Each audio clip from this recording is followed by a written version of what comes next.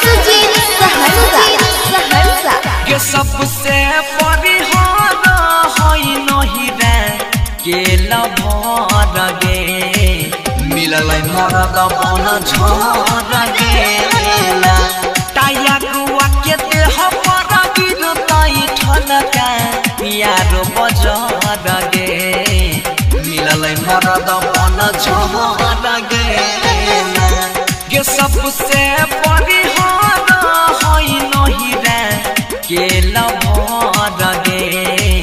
मिलल मरद बन झर गेला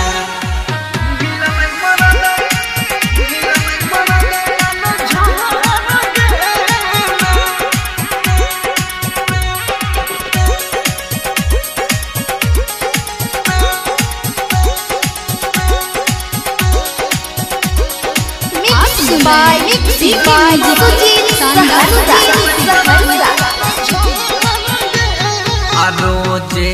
पी के आबही छै तारी सारी ओढ़ी के सुते बर थारी रोजे पी के आबही छै तारी सारी ओढ़ी के सुते बर थारी सारी ओढ़ी के सुते बर थारी कुछो नहीं न केना दाई छै कोढ़िया कौन जहर गे मिलल मरद बन झर गेला काया कुआ के देह पर गिरतई ठनका यार बजर गे मिलल मरद बन झर गेला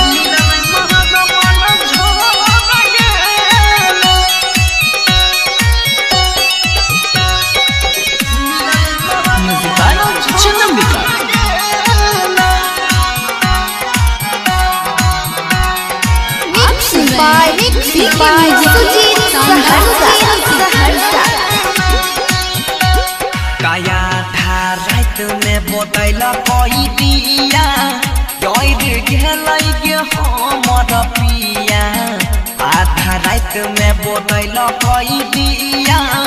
डर गेलै पिया बनसिया गे डर गेलै पिया बनसिया राइटर सरवन सुजीत के लेबै अब खबर गे मिलल मरद बन झर गेला टाया गुआ के देह पर गिरतई ठनका यार बजर गे मिलल मरद बन झर गेला के सबसे परिहार होई नहीं रे के लभर गे